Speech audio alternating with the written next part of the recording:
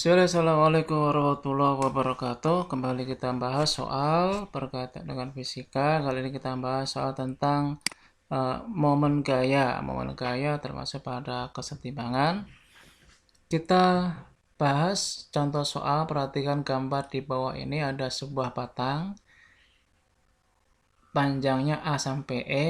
Kemudian di titik B, di titik C, di titik D dikenai gaya. Yang titik B itu dikenai gaya ke atas, kemudian titik C dikenai gaya ke bawah, dan titik D dikenai gaya ke atas. Jadi ada dua gaya ke atas, satu gaya ke bawah. Pertanyaannya adalah jika panjang AE 10 meter, jadi A sampai E 10 meter, AB 2 meter, di sini 2 meter, A dengan B 2 meter, kemudian AB adalah setengah AC, AB adalah setengah dari AC, maka A dengan C berarti 4 meter, di sini juga 2 meter. Kemudian sama dengan seperempat AD. AD itu 2 meter ini adalah seperempatnya AD, maka AD adalah 2 kali 4 berarti 8. Di sini sudah ada 4 meter, maka A sampai D tinggal 4 meter yang ditambahkan, berarti 2, 2, 4. Karena A sampai E 10, di sini sudah ada 8, maka di sini adalah 2 meter. Pertanyaannya adalah tentukan momen gaya di titik A dan momen gaya di titik B. Karena ada 3 gaya, maka akan ada 3 momen gaya yang timbul, yaitu momen gaya di titik B, momen gaya di titik C, dan momen gaya di titik D. Tetapi pertanyaannya adalah berapakah momen gaya di titik A dan di A dan di B. Kita gambarkan dulu kita jabarkan dulu bahwa untuk mengerjakan soal seperti ini kita harus tahu dulu mana yang harus digambar. Pertanyaannya adalah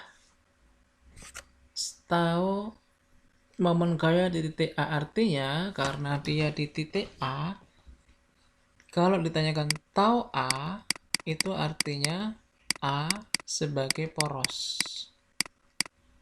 Sebagai porosnya. Jadi di sini A sebagai porosnya. Ini adalah untuk tahu A.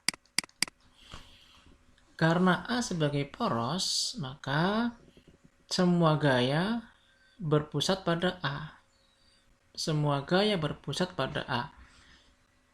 Langkah pertama adalah lihat porosnya dulu. Lihat poros. Di mana porosnya? Atau tentukan poros. Kemudian setelah ditentukan porosnya, kemudian kita tentukan arah dari gaya. Arah dari gayanya. Apakah dia negatif atau dia positif ketika poros. Karena itu mengacu pada poros. Contohnya gini. Untuk F1 ini dia akan mengarah ke kiri karena porosnya di sebelah kirinya. Maka nanti F1 akan bernilai negatif karena dia ke kiri. Kemudian F2 dia akan ke kiri karena porosnya ada di kirinya. Nih. Maka F2 juga akan bernilai negatif. Berbeda dengan F3. F3 ini dia ke porosnya di kanannya. F3 ini ke poros adalah ke sebelah kanannya. Maka F3 akan bernilai positif. Jadi ini negatif, yang ini positif. F3-nya itu positif. Pertanyaannya adalah sigma tau di titik A. Sigma tau di titik A berarti adalah tau B, tau C, dan tau D. Di sini min tau B, karena di sini negatif, maka min tau B.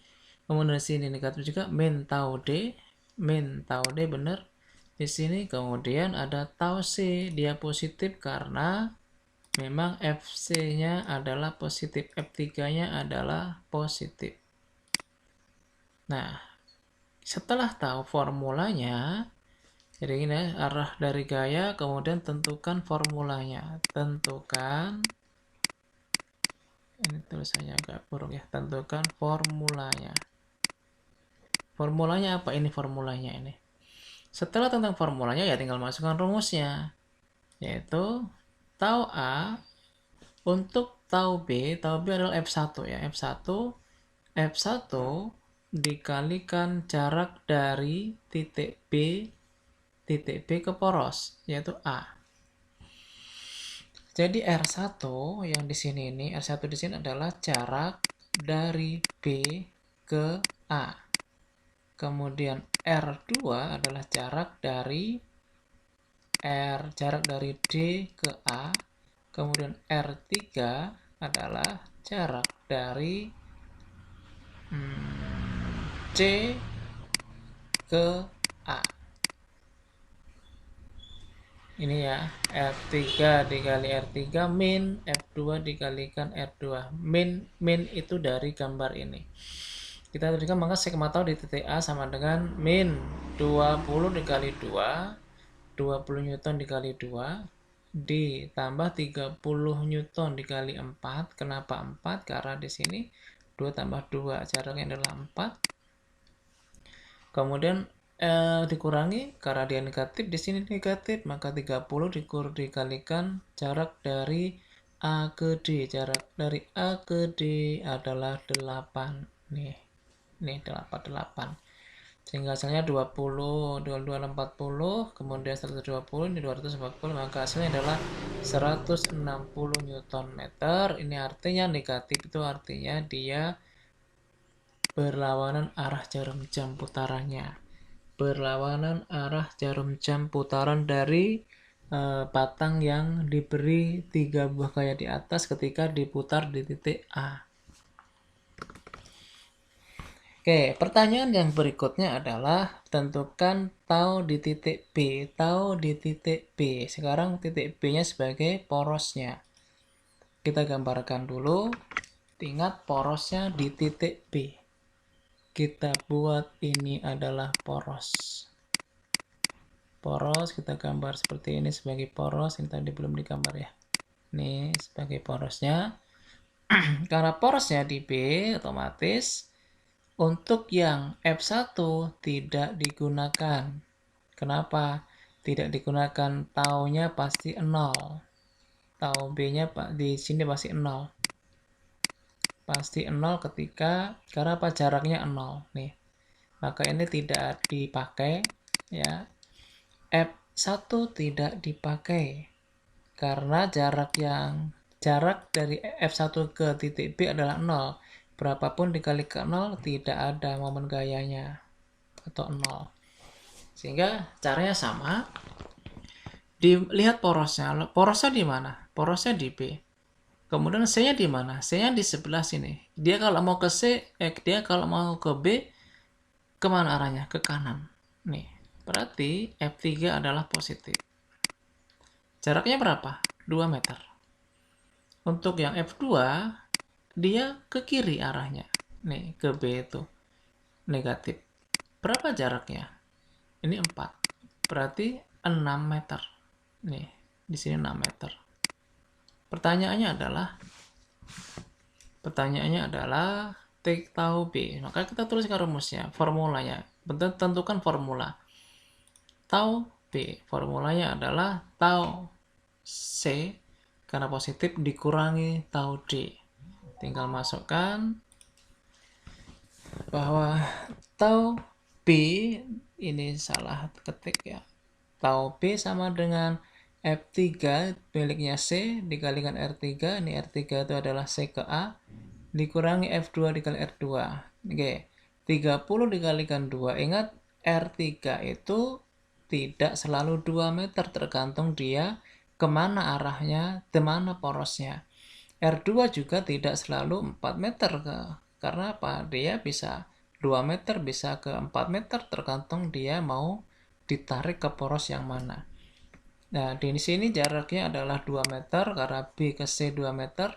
Kemudian untuk yang 2 ini adalah yang D ini adalah 6 meter karena 2 ditambahkan 4, maka hasilnya adalah sigma tau B sama dengan 60 dikurangi 180, min 180, maka hasilnya min 120 Newton meter, artinya min artinya kalau diputar di titik B, maka ini akan berputar seperti ini. Nih, akan ke kiri.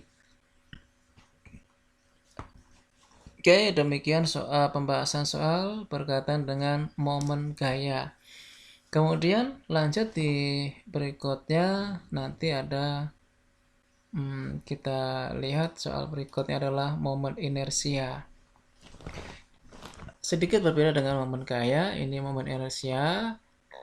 Contoh soalnya adalah perhatikan gambar di bawah ini, ada momen inersia untuk benda-benda titik atau partikel. Ada 6 buah partikel dengan massa masing-masing M1 sampai M6.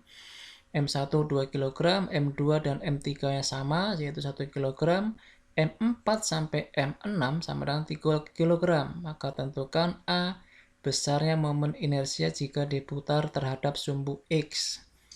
Kemudian B, pasti ditanyakan kalau diputar dengan sumbu Y.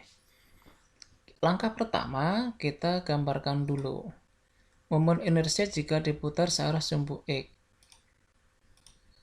Karena diputar terhadap sumbu X, maka semua nilai inersia oleh benda-benda yang berada di sumbu X adalah 0, karena jarak benda tersebut ke sumbu X adalah 0.